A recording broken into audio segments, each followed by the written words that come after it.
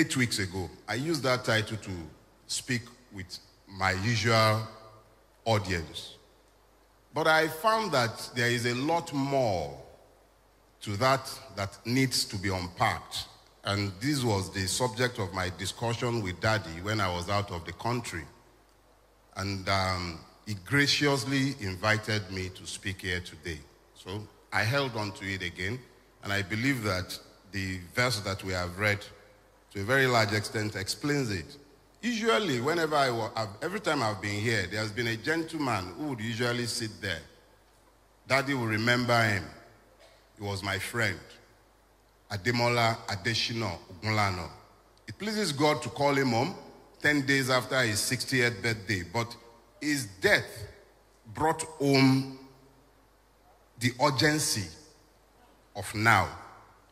You know, we always have this assumption that we have forever and that we are going to be living for a long time. And in our assumption of immortality, we really remember the biblical verse that tells us to number our days. Numbering your days is a way of reminding you of the fact that you are mortal and you will at some point, hopefully in the fullness of time, in your dotage, go on to glory. But nobody guarantees the length of days. So there is always an urgency to now.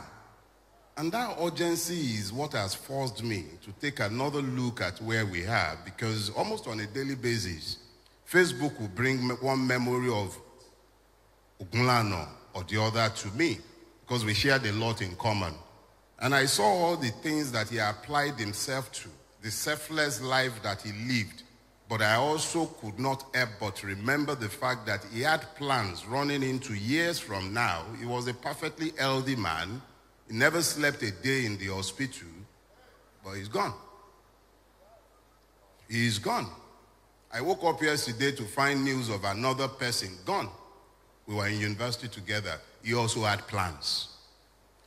So it became clear to me that this illusion that forces us to keep postponing needs to be challenged. But our own situation as a people, more urgent attention, not reactions. Reactions come about when things happen and you quickly run away. Maybe somebody shoots a banger in here now, so we all react. You don't plan for reactions. You simply do what comes natural to you in that moment. But responses, on the other hand, are slightly different. Responses means that you have enough time to plan what you should do. At least you have sufficient time to act without panic and in a reasonable or reasoned manner, regardless of the situation that you are confronted with. I'll bring all of this to our scripture, because how does this concern us as a people? The totality of my life's focus is about securing a future for the Nigerian child. My own is completely selfish. I don't know you, but I know the children that I have at home. I know all the other children that are connected to me in one way or the other, and I look at that future and I am scared. So I looked at the totality of our situation, and this scripture came to mind. It was the story of the lepers that came to mind, because I found it disturbingly analogous to the Nigerian situation, even though we sometimes do not seem to realize just how much our situation is analogous to that in that story. We are the lepers. Let me let that sink in. We are the lepers in that story. If you notice, I didn't say I am. I didn't say you are. I said we are the lepers. Nobody is born leprous. Leprosy is acquired after birth. I know you all tell yourself one very common lie. The commonest lie in Nigeria is your claim to citizenship. You tell yourselves that you are citizens, but it is a lie. It is only those who enjoy the immunity of impunity that are capable of enjoying Nigeria. If you do not have impunity, the capacity to live above the ambit of the law, you are a leper. Lepers were taken before the court in Abuja. Just, I think, a couple of days ago. Or was that yesterday? No, it was on Friday. They took lepers to a court in Abuja. And you know by law, if you go to the book of Leviticus, lepers are treated as being separate. Because if they were not separate, they should have equal access to justice. And I am sure that nobody should be required to tell a judge who is sworn to protect the weak that those are citizens, if they were citizens. Once upon a time, there was the delusion of citizenship in Nigeria. And that was before the leprosy of immunity or impunity meant that those who should be above the law are within the city gates. They are out, they are inside the city limits. Inside, they are in the city. The lepers, they were at the gate. Those are the ones excluded by society. And if you thought that was all, I'll remind you that those who were killed at Lekki Toll Gate, they were also lepers. That is why the society has continued to pretend that they did not exist, in spite of a judicial pronouncement of a massacre. So, lepers. The theme of leprosy, I know it might sound shocking to you, but the reality is that what makes the Nigerian a leper is the fact that he is excluded. The only thing that includes everybody is the rule of law. When the law does not rule, when you have exceptions, those exceptions can only be explained by something. Okay. If we ask ourselves, exactly what is the effect of leprosy? One of the first things that you notice with leprosy is that the leper's digits begins to fall off.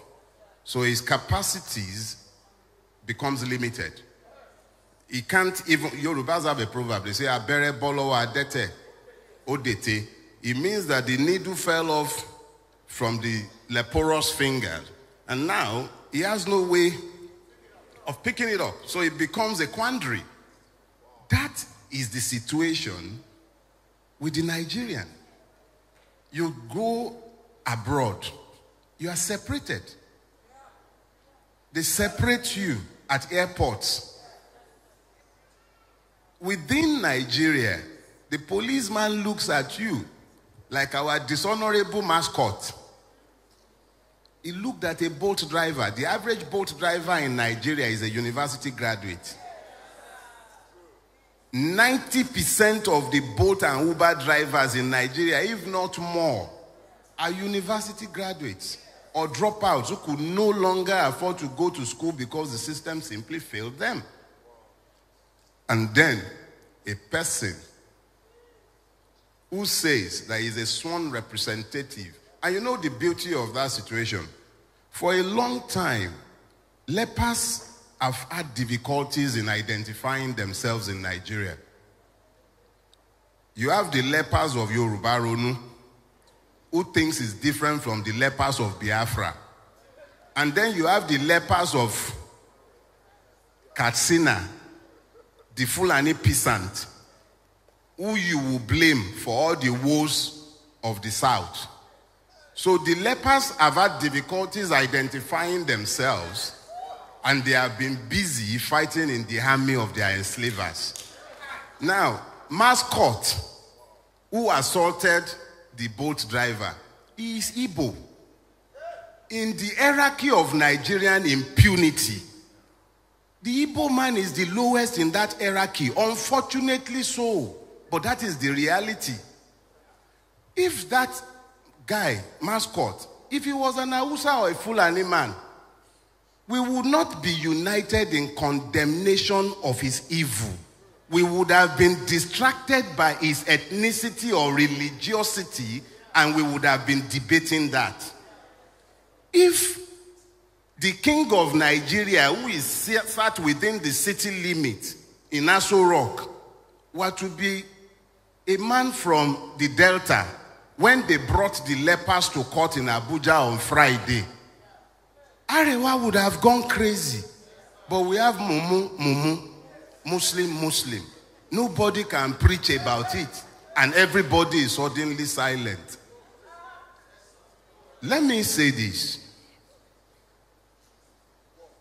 When we allow ourselves to ignore the fact that everything we hate, we also fear, then it becomes easy to recruit us into the armies of our oppressors to begin to fight on behalf of those who have enslaved all of us. I'll show you. A few months ago, a certain cross-dresser in this town was arrested for spraying money. There are numerous videos online where you find obas, politicians, governors, even presidents, ex-presidents spraying money. But of course, EFCC is not meant for the like of them. It is the lepers that the EFCC must find. And of course, who is more leprous than the one who does not look like you? So, we were all pressed into service in 18 Bobrisky to the point where we ignored that the law that was enforced against him is ignored in relation to others. Bobrisky, which is a paradox for Nigeria, the country we have all built, was now meant to go to jail. But of course, since the jail in Nigeria is meant for the poor and the weak, Bobrisky was able to assess the levels of injustice that is available to non-lepers. So he equalized with money.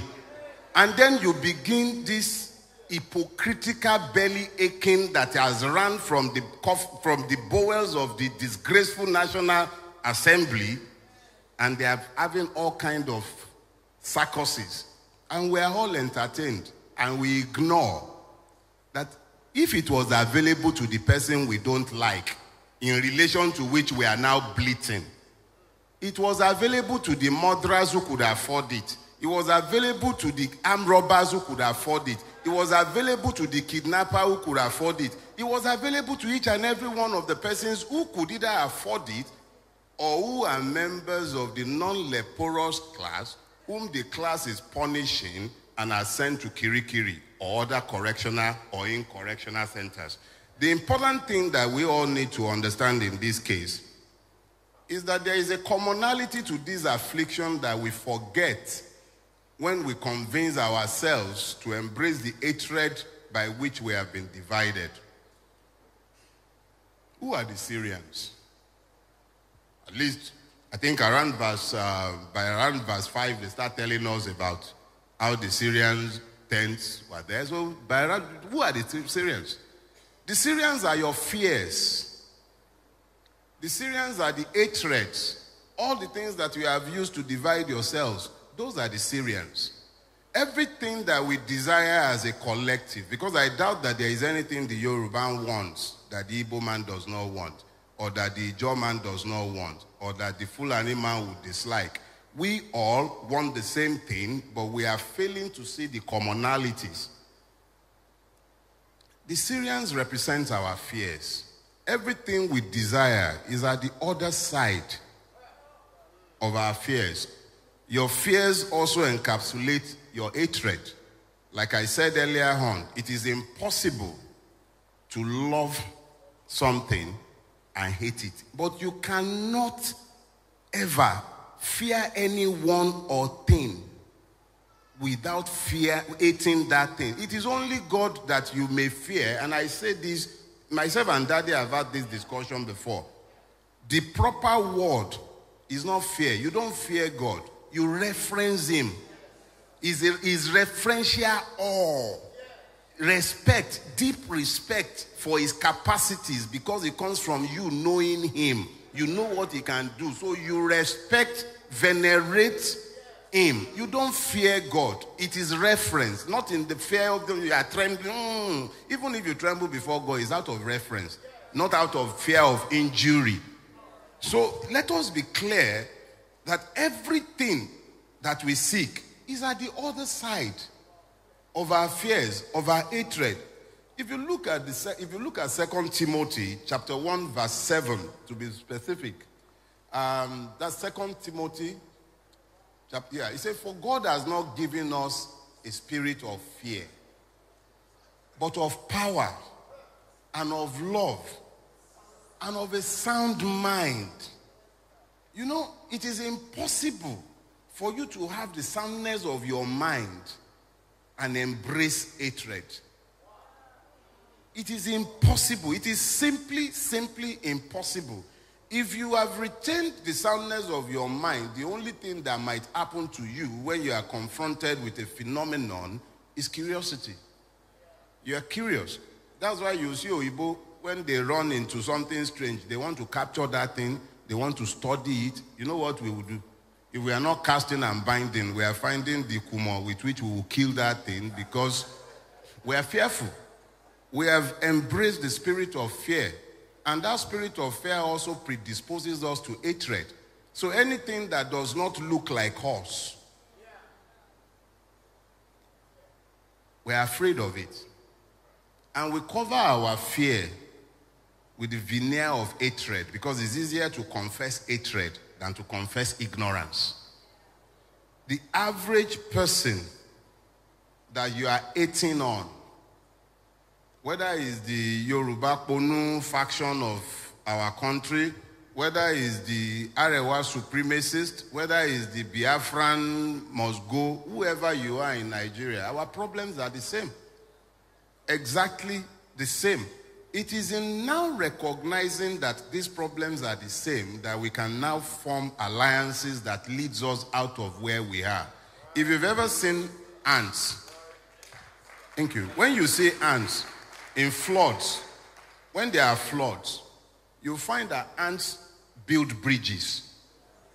They knot themselves together, they join together to build bridges, and then others will climb on top of them, and they all cross. And I did a social experiment in my house. I asked my wife to witness it one day. You know, when you see column of ants, and I can be a very curious person in spite of my age, I'm still a child.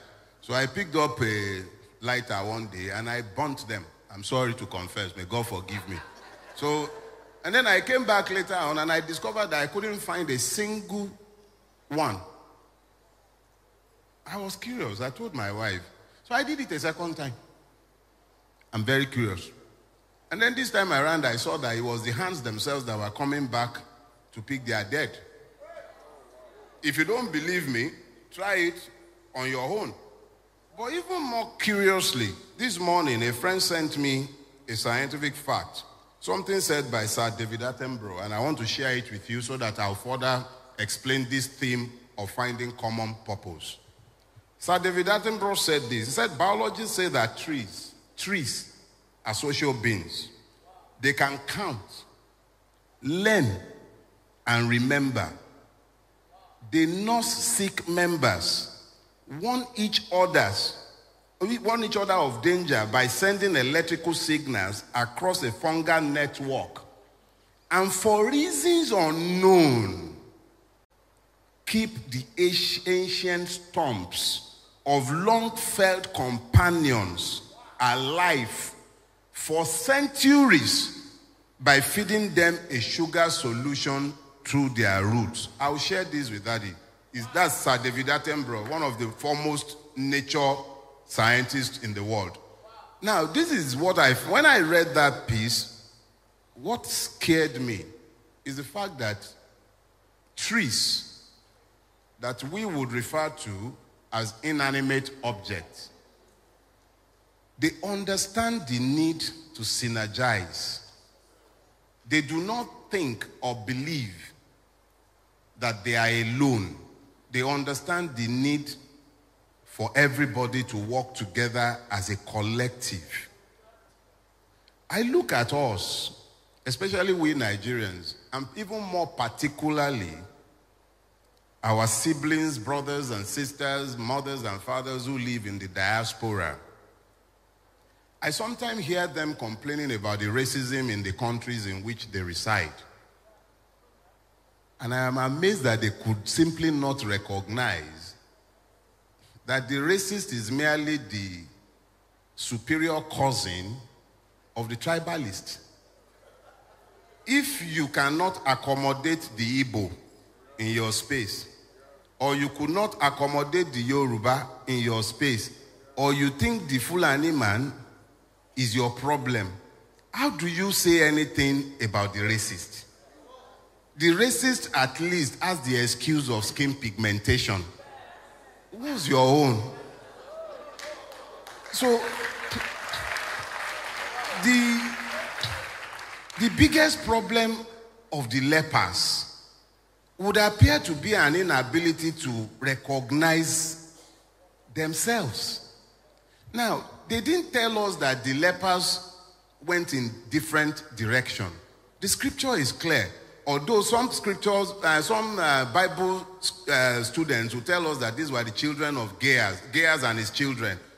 But it still does not explain the fact that they found the grace to act in concert. They moved as one. Two did not say, let's go into the city. They didn't remember this. In spite of the fact that they were lepers, they were not stopped from entering the city. They could have entered. So because you are carrying a Nigerian passport does not mean you are a Nigerian citizen. They could enter the city. They simply could not enjoy the privileges of others. So let's be clear, you can enter the city as Nigerian, you have your NIN, you even have BVN, you carry your passport. In fact, they asked you to go to your local government to get confirmation of your leprosy, and you did. Oh, sorry, your citizenship, and you did. So, the only problem is that the lepers are not recognizing themselves. And you know what makes the situation even worse for the lepers? You can't vote your way out of your leprosy. Okay, you don't believe me? Go and ask the people who pretended to vote in Edo, and they will tell you what their experiences were. So in case you forgot the lessons learned in February 2023, I remember I was here and I urged all of you to register to vote. We did all of that, remember? And you should get you remember now, we said it that we did all of that. But of course, we didn't, even I was unaware of the fact of my leprosy. Hey.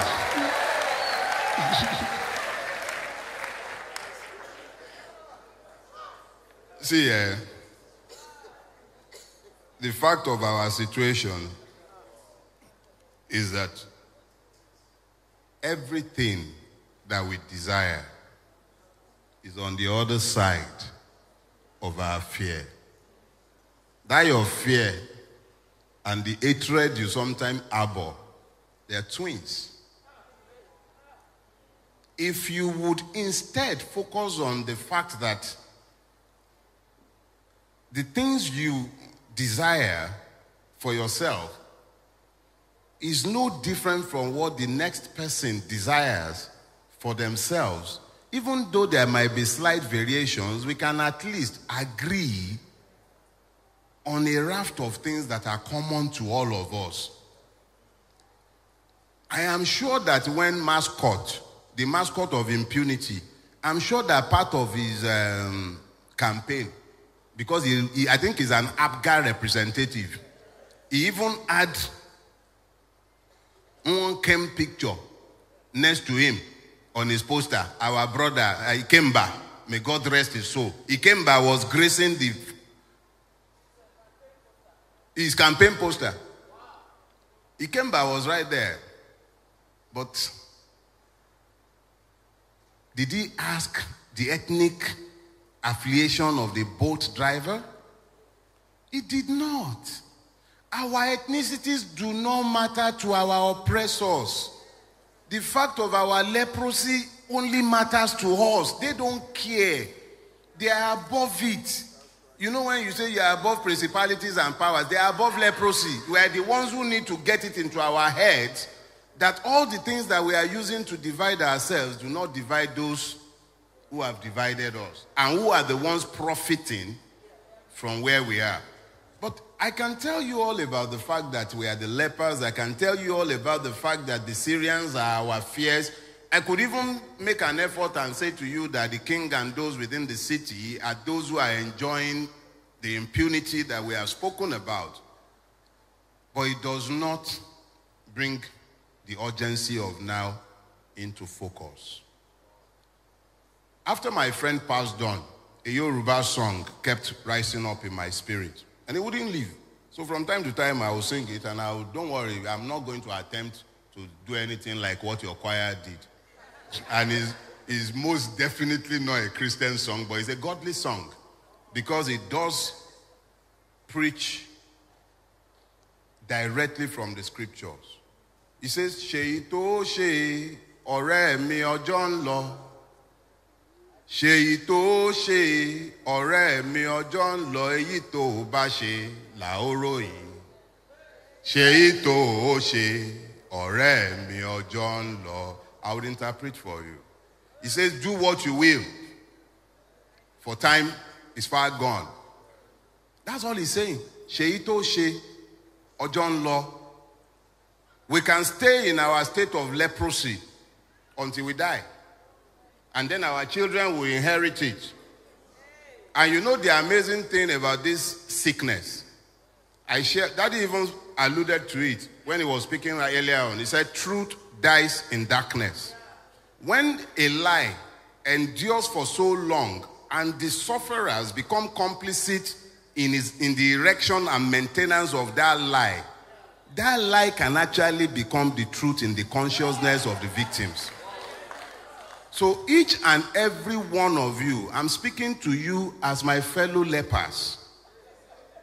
I recognize the fact of my leprosy. I'm a Nigerian. That's why I'm always careful to explain that I'm not a citizen. I'm a victim of Nigeria.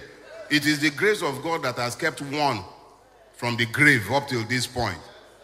6 years ago, almost to the day, almost to the exact day, I was sent to prison by a court in this country for life, in the service of a church in this city. But the grace of God is what has kept me here, and I was freed. No, hold on, please. The point I'm trying to make to all of us is this. If we do not recognize the fact of the commonality of our victimhood, if you continue to think that those who voted Bulaba deserve their punishment and you don't want anything to do with them, you can't even bring yourself to show mercy to them as Christians, how do you bring yourself together to fight the evil? Okay, so you know the truth, but they are so ignorant because they have embraced hatred that they do not know the truth. How have you, as Christians, shown them the truth? I know it's actually very annoying, especially if you live in this neighborhood. This is Okota. Yeah. A vast majority of my Oriental brothers and sisters live in this neighborhood. You have borne the brunt of the madness that has overtaken our country. And you will see more. As we are drawing closer, because for them, the election cycle has started. The election cycle has nothing to do with your votes. They don't care. They've written the result already. But having written the result, they need you to now begin to divide yourselves. You need to be told to ignore the pains in your bellies, the hunger. You must forget it. And for you to forget it, they must give you hatred to embrace. And I saw a piece in the paper, I think sometime this past week, and I know that they have started the race. You know what I saw?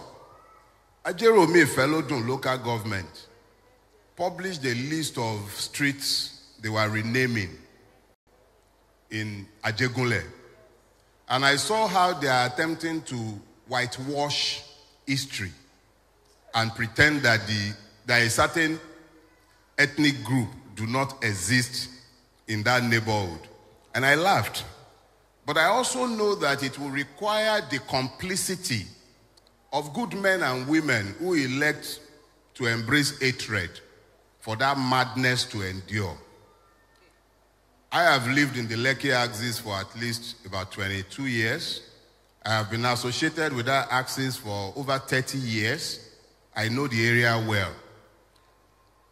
The names on our streets, and I'm just using this to illustrate so that you understand the insidious nature of the evil that has overtaken our country. The names on the streets in the entirety of the Lekki Peninsula, I don't know about other parts of Lagos State, they came about in a specified manner. Lekki was a swamp, a vast swamp. It was only the express that had any solidity to it. And they were selling land. And my Oriental brothers and sisters came. They would buy land in swamps. And then they would build roads with rubbles. And then they would bring transformer. And then they would build a street gate. And other people will be encouraged by the reason of their presence to come and start building on their own plots. And then the way you name streets, you take an application to the traditional ruler that the street be named after you. The traditional ruler and his secretary will verify your contribution to the neighborhood you are asking to be named after you.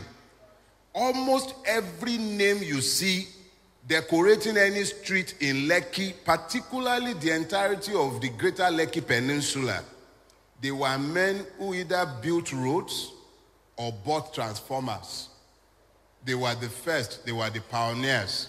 Those who are today turning around and making it seem as if these things came by accident and they were on hand in an attempt to turn brothers against brothers for reason of political validation, they require you to forget that you are commonly lepers. May God cure all of us of our leprosy. But it does not change the fact that Nigeria has inflicted leprosy on those who should be citizens. Our afflictions are common to us. What do we do? I believe that in the coming days, weeks, and months, we must, as a collective, begin to find common purpose and set out what it is that we believe should happen to us as a people, and then stand behind our demands. They have children sent to correctional centers and facilities across the country. Parents are sat mostly unconcerned. A lot do not even know that this is in any way connected to them. But the reality is that tomorrow is actually quite gloomy if you took a very good look at where we are today. There is a urgency of now. That urgency does not allow us to outsource the resolution of these problems to a future generation. There is nobody coming to save us. The Americans won't save us. Get that clear. They benefit from this. Neither will the British. They've even tried to do you 419 now. They have a Yoruba-sounding person heading the Conservatives. It's all a scam. They need to bring what they are losing in Europe. They need to bring it out of the Commonwealth. So everything that has happened to us, you will not hear any one of the beneficiaries speak on our behalf. Have you heard any condemnation from the European Union? Have you heard anything from Britain? Have you heard anything from America? A long time ago, we were busy naming streets after American diplomats, thinking that salvation was coming from abroad. Salvation is not coming from abroad. I also assure you that Daddy will lead you in prayers, but we also need to act. Without acting, prayers are, I'm sorry to say, useless. God will do what God will do. But men must do what men will do. And in our own case, if we stay here, we perish. It's not really just Bible speak. It's the reality. Our situation is dire. We need to find the commonality of our affliction and then find common ground and common purpose. I'm on a church pulpit, so I am careful not to offend certain sensibilities. But let me also say this. May the tribe of Pastor Ayedogbon increase. When the Church of Christ becomes complicit in the emasculation and oppression of the people of God, that becomes a very scary time in which to live. But the Church of God is not limited to this physical building. The Church of God, each and every one of you, what do you do in your private space? How have you communicated the need to act as one in your private space? Do you even understand the urgency of where we are in your private space? We can wait for prayers, we can fast and pray, but if we do not act, nothing will change. We are the ones who will save us, and we really don't have time again. And just like I'm saying we don't have time again, the timekeeper in front of me has also informed me that my time is up.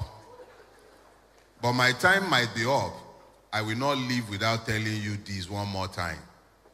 Eshe ite Ojon law. Do what you have to do. It will not always be convenient. But if you are convinced it's the right thing to do, do it. May God bless you.